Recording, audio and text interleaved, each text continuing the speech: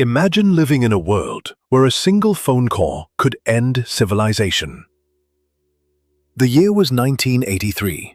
The Cold War had entered one of its most dangerous phases. The United States and the Soviet Union possessed enough nuclear weapons to destroy each other many times over. Trust between the two superpowers had almost completely evaporated. Earlier that year, US President Ronald Reagan had described the Soviet Union as an evil empire and announced plans for a futuristic missile defense system. Soviet leaders interpreted these actions as signs that America might be preparing for a nuclear confrontation. Just weeks before the events of this story, Soviet fighter jets had shot down a Korean passenger airliner that had accidentally entered Soviet airspace. All 269 people on board were killed. International tensions skyrocketed. Inside the Kremlin, fear and suspicion were becoming institutionalized. Soviet leader Yuri Andropov was convinced that the West might be planning a surprise nuclear attack. Intelligence agencies were ordered to watch for any warning signs. At the same time, Soviet military doctrine called for an immediate response if a nuclear strike was detected. The logic was brutal but simple. If you wait too long, your own weapons might be destroyed before you can launch them. This strategy became known as launch on warning, and that meant one terrifying thing. If the warning system was wrong, the consequences could be catastrophic. One of the people responsible for monitoring those warnings was Lieutenant Colonel Stanislav Petrov. Unlike many military officers, Petrov had trained as an engineer. He understood computers, software, and, perhaps most importantly, their limitations. He worked with a new Soviet early warning system called Oko, meaning eye. The system relied on satellites orbiting high above Earth. Their job was to detect the heat signatures of American missile launches and provide Soviet leaders with precious minutes to decide how to respond. The nerve center of this operation was a secret facility known as Serpukhov 15, located south of Moscow. Inside the bunker, powerful computers analyzed incoming data around the clock. Officers watched electronic displays and waited for the one event they hoped would never happen. On the evening of September 25, 1983, Petrov began a routine overnight shift. Everything appeared normal. For several quiet hours, nothing happened. Then, shortly after midnight, everything changed. A siren suddenly erupted throughout the bunker. Red warning lights flashed. Across a display screen appeared a single, terrifying word: launch. According to the system, the United States had just fired a nuclear missile at the Soviet Union. The computer rated the alert as highly reliable. Petrov later recalled that all he had to do was pick up the phone and report the attack. But he hesitated. Something felt wrong. Then the situation became even worse. The system detected a second missile, then a third, then a fourth, then a fifth. The warning center was now reporting 5 incoming American nuclear missiles. Around him, personnel watched in growing alarm. Petrov had only minutes to make a judgment. If the warning was real, the Soviet leadership needed to know immediately. If the warning was false, reporting it as genuine could trigger a chain of events leading to nuclear war. The pressure was unimaginable. Millions of lives could depend on what happened next. Petrov began analyzing the situation. The first thing that bothered him was the number of missiles. 5. Only 5.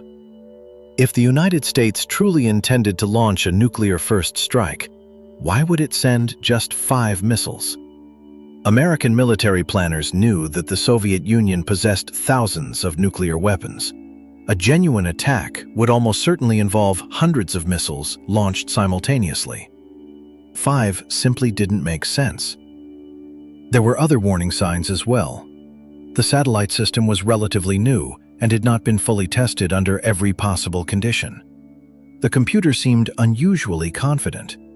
And most importantly, the ground-based radar systems were not confirming the attack. True, Soviet radar could not immediately see missiles beyond the horizon, but the absence of supporting evidence made Petrov uneasy. He later explained that he was not certain the alarm was false. He was making a judgment under conditions of profound uncertainty. But his engineering background led him to ask a critical question. What if the computer was wrong? Instead of blindly following procedure, Petrov chose to wait. Minute after minute passed. No additional evidence appeared. No missiles arrived. No nuclear explosions followed. Eventually, the alarms stopped. The attack never came. Petrov had been right. Investigators later discovered the cause of the false alarm. The Soviet satellites had mistaken sunlight reflecting off high-altitude clouds for the heat signatures of missile launches. A rare alignment of sunlight, clouds, and orbital geometry had fooled one of the most sophisticated military systems ever built. The computer had confidently reported an event that did not exist. In other words, the Soviet Union's cutting-edge nuclear warning network had been tricked by sunlight. This detail is important. Petrov's decision was not based on luck alone. He understood that even advanced systems can fail. He trusted evidence over automation, and he trusted judgment over procedure. You might expect that a man who prevented a possible nuclear catastrophe would be celebrated. That is not what happened. Initially, Petrov received praise from his superiors, but that praise quickly faded. The incident exposed embarrassing flaws in the Soviet warning system. A public reward for Petrov would also highlight mistakes made by powerful officials and scientists responsible for the technology. Instead of receiving honors, he was criticized for paperwork errors. He was eventually reassigned and later retired from military service. For years, the incident remained classified. Outside a small circle of officials, almost nobody knew what had happened. The man who may have helped avert disaster returned to an ordinary life in a modest apartment outside Moscow. Years later, when the story became public, Western media embraced Petrov as the man who saved the world. It's a powerful title, but historians have debated whether it is entirely accurate. The Soviet command system contained multiple layers of review. Petrov was not the sole decision-maker. Even if he had reported the alarm as genuine, other officials would still have evaluated the information. So did he single-handedly prevent nuclear war? The honest answer is that nobody knows. Not even Petrov claimed such a thing. What we do know is this. A computer said the attack was real. A human being challenged that conclusion, and his judgment proved correct. Stanislav Petrov died in 2017 at the age of 77. Only after the Cold War ended did he begin receiving international recognition. He was awarded peace prizes, honored by organizations around the world, and celebrated as a symbol of human judgment under pressure. Yet perhaps the most important lesson of his story reaches far beyond the Cold War. In 1983, a machine declared with high confidence that nuclear war had begun. A human being looked at the same information and said, maybe not.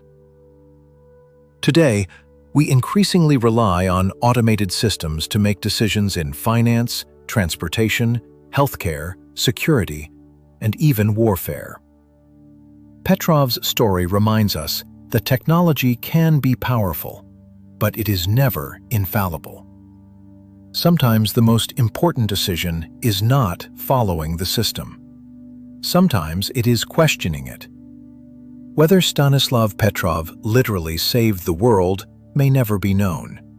But on one extraordinarily dangerous night in September 1983, he demonstrated something civilization desperately needed: the courage to doubt, the courage to think independently, and the courage to wait for evidence when everyone else expected immediate action. Because sometimes the difference between catastrophe and survival is not a machine, a weapon, or a government. Sometimes it is a single person willing to say, "Let's make sure."